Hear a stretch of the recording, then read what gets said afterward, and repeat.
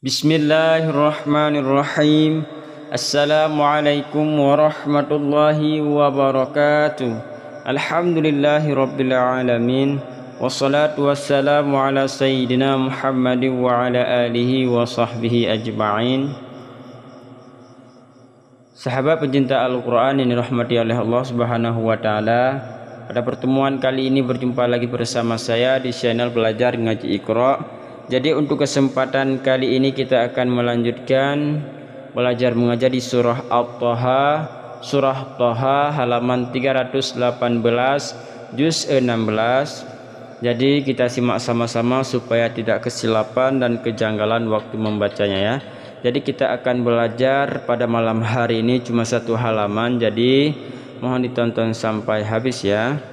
Jadi kepada kita semua khususnya yang belum subscribe, like dan share di video kami, segera dibantu subscribe supaya tidak ketinggalan video-video kami selanjutnya dari channel Belajar Ngaji Iqra.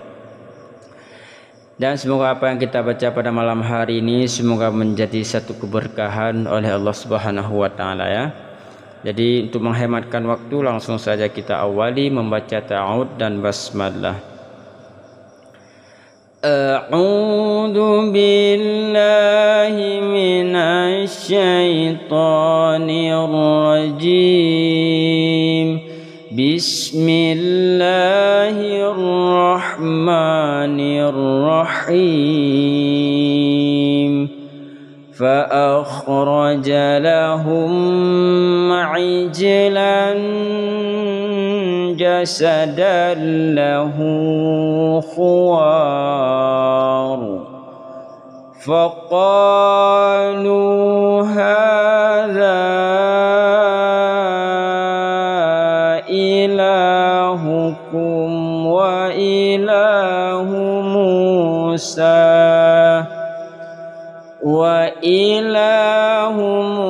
Musa fanasi afala yarawna alla yarji'u ilaihim qawla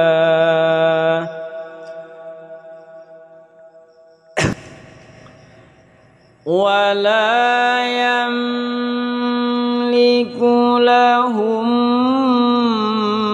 darran wala naf'a walaqad qala lahum Harun min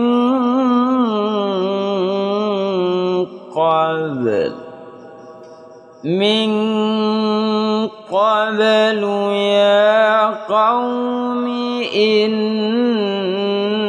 innama futintum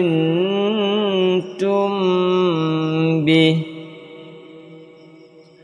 wa inna rabbakumur rahmanu fattabi'uni wa ati'u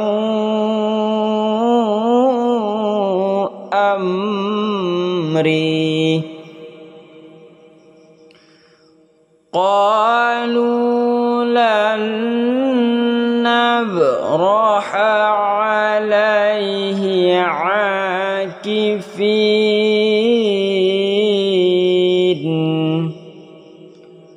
hatta yarji'a ilaina Musa. Qala ya Harun ma mana'aka idh ra'aitahum dhallu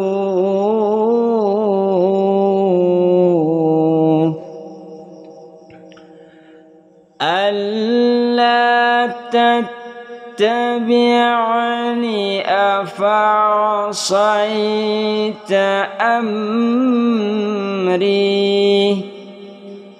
Qala ya ibna umma lana. Kita ulang. قال يا ابن أم لا تأخذ بلحيتي ولا برأسي إني خشيت أن تقول فرقت بين بني إسرائيل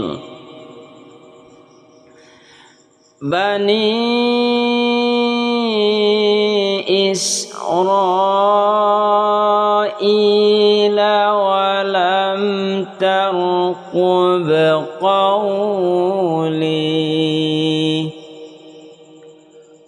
قال فما خطبك يا سامري قال بصرت بما لم ينصروا به بما لم يبصروا به فقبضت قبضة من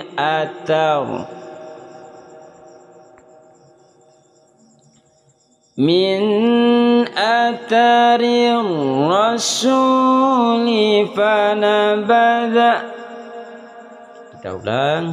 من أثر الرسول فنبذتها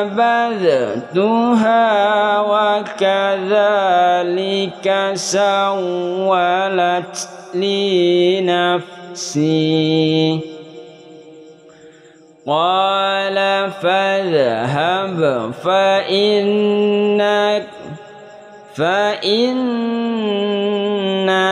لك في الحياة أن تقول لا مساس وإن لك موعدا لن تخلفه وانظر إلى إلهك الذي ظلت عليه عاكفا لنحرقنه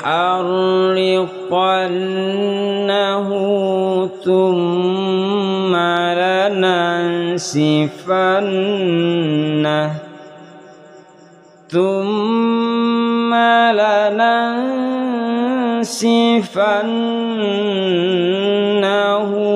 في اليم نسفا إنما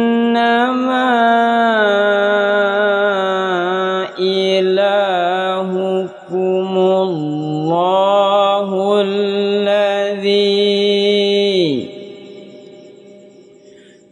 الذي لا إله إلا هو وسع كل شيء علما صدق الله العظيم.